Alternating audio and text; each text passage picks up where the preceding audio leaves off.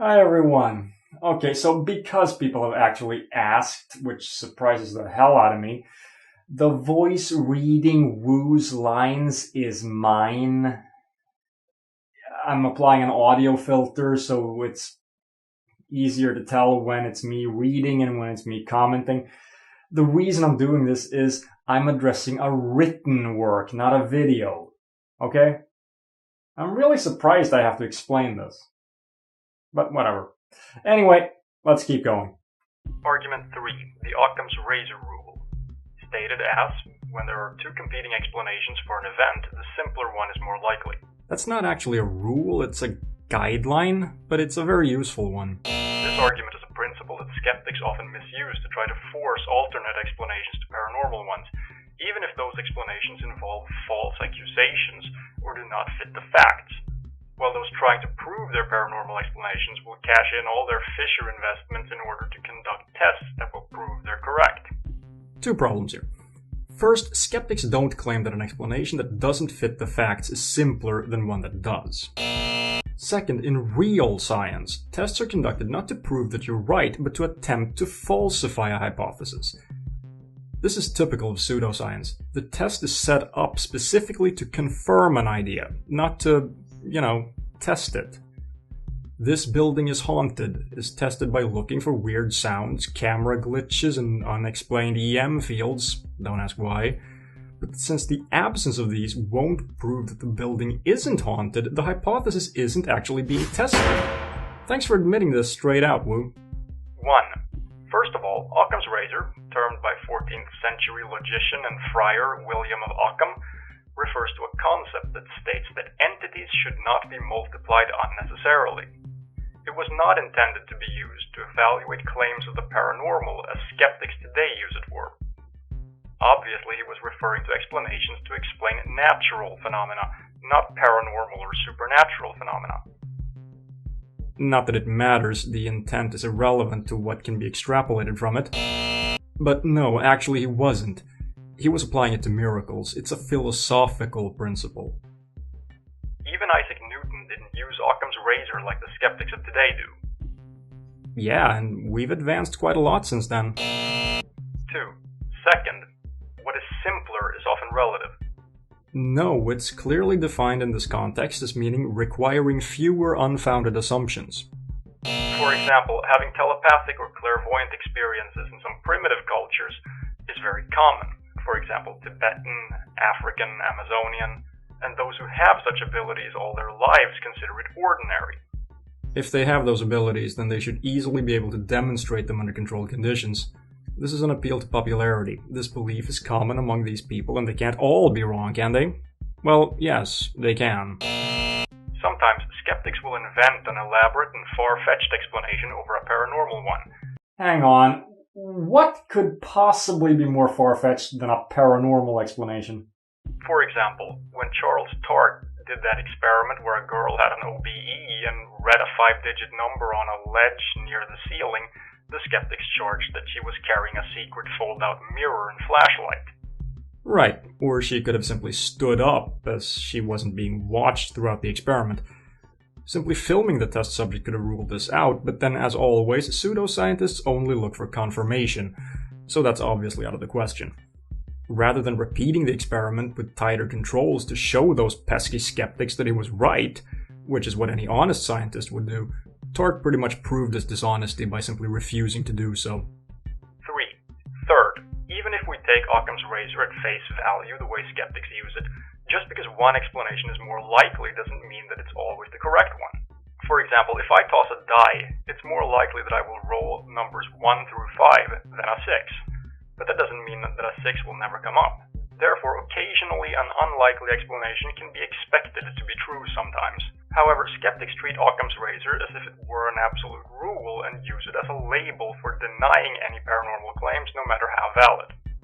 That's a false analogy. I don't need to make any additional assumptions to accept that a 6 was rolled. I do have to make additional assumptions to accept the existence of magic, ghosts, gods, psychic powers, anal-probing aliens, or anything else that hasn't been shown to exist. Also, no, skeptics don't treat Occam's razor as if it were an absolute rule. 4. Fourth, skeptics have used Occam's razor religiously that they misuse it by inventing false accusations and denying the facts in order to force a simpler, more natural explanation. Really? I thought we just covered that. For example, if someone had an amazing psychic reading at a psychic fair, not prearranged... How do you know it wasn't prearranged, wasn't a cold reading, wasn't a lucky guess, and so on and so on? Oh, wait, never mind, who cares? We're clearly talking about a hypothetical scenario that hasn't actually happened ever, but that should be happening all the time, even under strictly controlled conditions, if psychics weren't all scam artists. Likewise, if someone during an NDE or OBE hears a conversation or witnesses something many miles away and later upon verification it turns out to be true, the skeptics will say that the simpler explanation is that the patient knew about the detail or conversation beforehand but forgot about it. Are you saying it isn't? Well, let's see. Let's correctly apply Occam's razor here. We all know that people can hear things and forget it, only to remember it later for some reason. No unfounded assumptions are needed here. On the other hand, we don't have a shred of evidence suggesting that OBEs are anything other than dreams, so in order to accept your explanation, we'd have to assume, without foundation, mind-body dualism, that there's a mechanism that allows the mind to leave the body, that the mind can hear without ears, that the mind can process information without a brain, that a non-physical entity can interact with the physical world without the physical world being affected in violation of Newton's third law of mechanics. I'm sure I can come up with more, but I think I've made my point. What we see here are examples of perfectly valid objections, not false accusations or the denial of facts. Okay, what's next? Argument 4. The invisible pink unicorn / Santa Claus Gambit.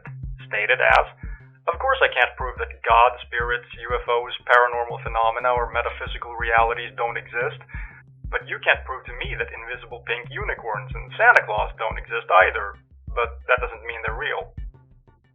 That's not the argument.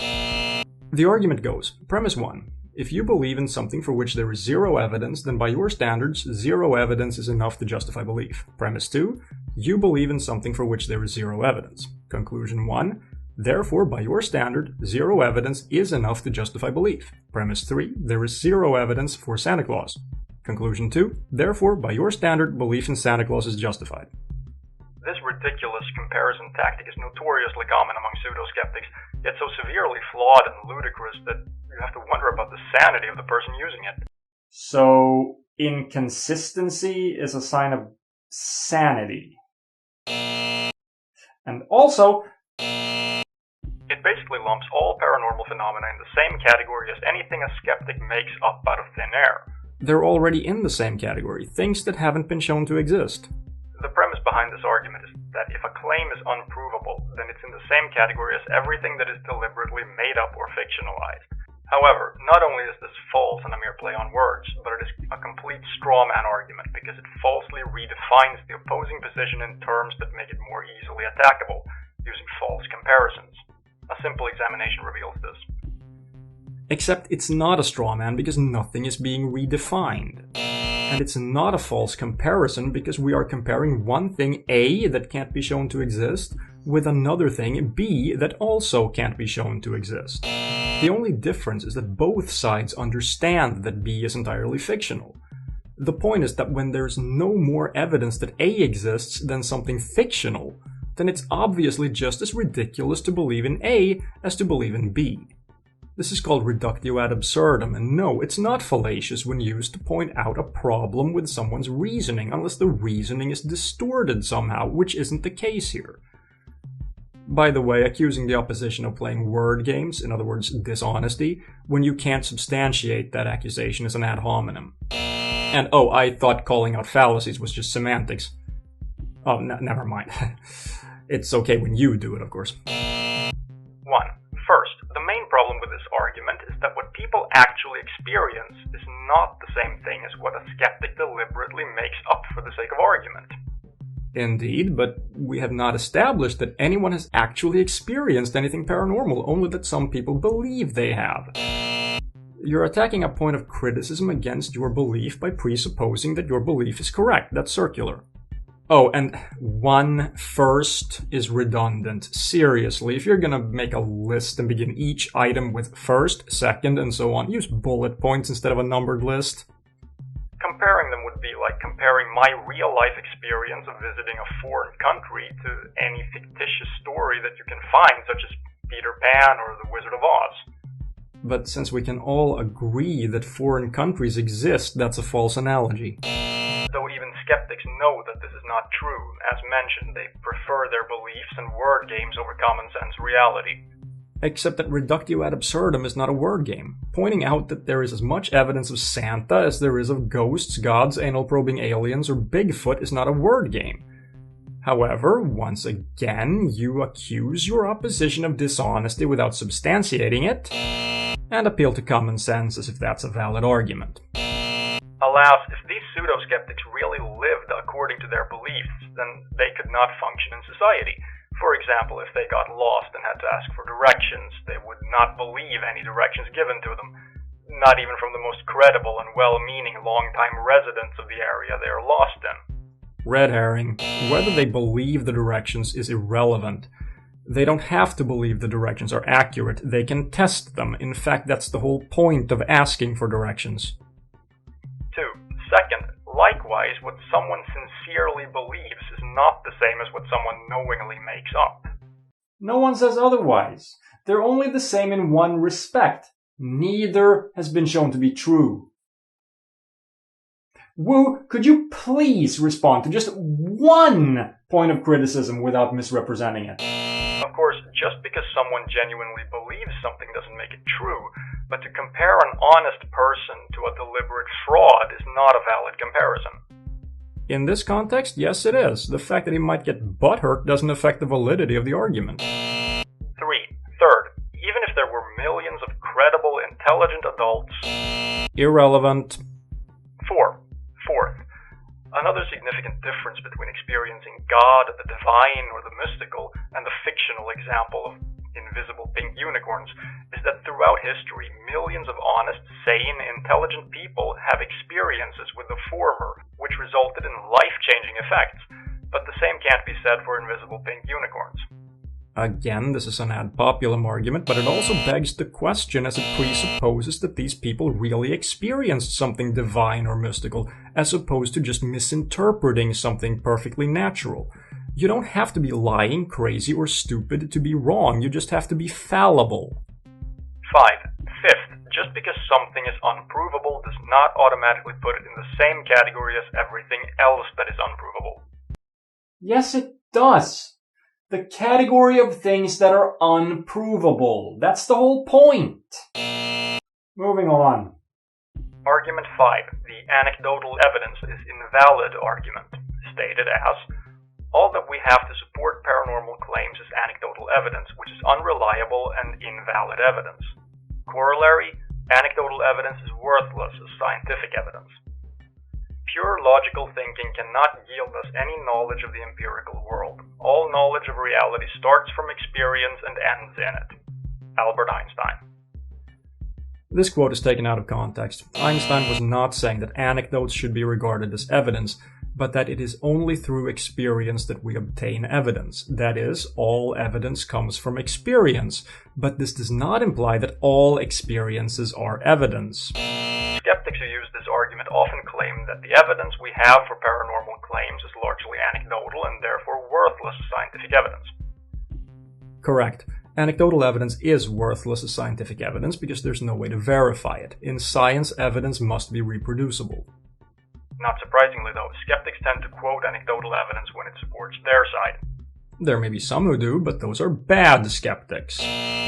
And their behavior in no way means that your anecdotal evidence should be accepted by good skeptics. There are many factual and critical problems with this tactic. 1. While it may be true that most of the paranormal evidence is largely anecdotal in nature, by no means is it true that they are worthless or invalid. So your argument for why anecdotal evidence isn't worthless is that it's not worthless. Okay, can you be any more circular? When someone tells me what the ending is of a movie or a book, it usually always checks out when I watch the movie or read the book. It's that simple. There are countless examples like this that I can use, most of which are very mundane. Right, but you can read the book or watch the movie, so we're talking about something reproducible now, aren't we? That puts this in a completely different category than, let's say, last Thursday I saw a ghost. One argument that I use that always gets these skeptics goes like this. I ask them about a country they've never been to before, such as France, for example. And I stated like this. Since you've never been to France before, and you have no real evidence that it exists other than anecdotes you've heard, do you assume then that it doesn't exist for now? After all, the photos, videos, and souvenirs from that country could all be forgeries. Skeptics do not assert that things don't exist just because they haven't been convinced that they, in fact, do exist. In the absence of evidence, a skeptic simply withholds belief. But anyway, I don't have to go to France to know that France exists. In fact, going there wouldn't help. France is a nation, a geopolitical entity, an abstract concept invented by humans, and it exists while and only while the international community recognizes it. All I need to do is check whether a nation by that name is currently recognized by, for example, checking a current world map. 2. Anecdotal evidence is not considered zero evidence or worthless by our society. Anyone with common sense who isn't detached from society knows this. Common sense again. And, yeah, I guess you're right. But that's a bad thing, because courts consider eyewitness testimony as admissible evidence, though not proof. Exactly! And as a result, there are guilty people out on the streets and there are innocent people in jail. Fortunately, courts nowadays realize that eyewitnesses are not that reliable. Eyewitness testimony can help shed light on what happened, but a simple case of, yeah, I was there, I saw the whole thing, he did it, is not enough to get a conviction anymore. And that's a good thing. Employers consider reference letters, character references of friends and former employers, and background checks to be evidence of a job candidate's performance. No, that's evidence of what opinions people have of this candidate. Marketing people conduct surveys to get important, useful information about the market. How is that anecdotal evidence? If I'm investigating people's opinions about a product, then of course I'll have to ask for their opinions. What I can't do is learn about the actual product in this manner. That would require me to investigate the product itself. And in the same fashion, asking people what they think about some phenomenon, whether natural or supernatural, is completely irrelevant to what's actually true about the phenomenon. To find out about the former, I ask people. To find out about the latter, I study the phenomenon itself. You're comparing apples and oranges here. Yes, what people say can be relevant, but only if that's what we're interested in. What people are saying. This whole section is a big fat red herring. Factors measuring degree of reliability in anecdotal evidence. None of this is relevant if we're talking about determining what's objectively true about some phenomenon. Again, red herring. In reality, though, anecdotes are part of the scientific process of collecting raw data. They may not constitute scientific proof, but they are definitely a form of evidence. There's no such thing as scientific proof, and no, in science, anecdotal evidence is not regarded as evidence. It is often part of the process of forming new hypotheses, but it's never regarded as evidence of their validity. The bottom line here is that although lots of people saying something doesn't mean it's true, the ad populum argument, it makes it more likely to be true compared to if no one at all said it was true.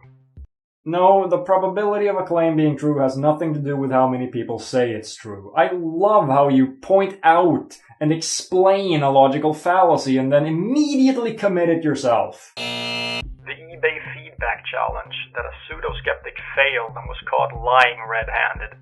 And we end this with yet another red herring. eBay feedback is simply a record of people's opinions about an individual. Yes, of course I'm less likely to buy from someone that a lot of people find untrustworthy. This doesn't mean he is untrustworthy, but the feedback nonetheless provides me with information that I can take into account when making a decision about whether to do business with this person or not. This is irrelevant to whether anecdotal evidence should be considered evidence of what's actually true. Look, it's really this simple. If a lot of people say something, there's probably a reason why they say so.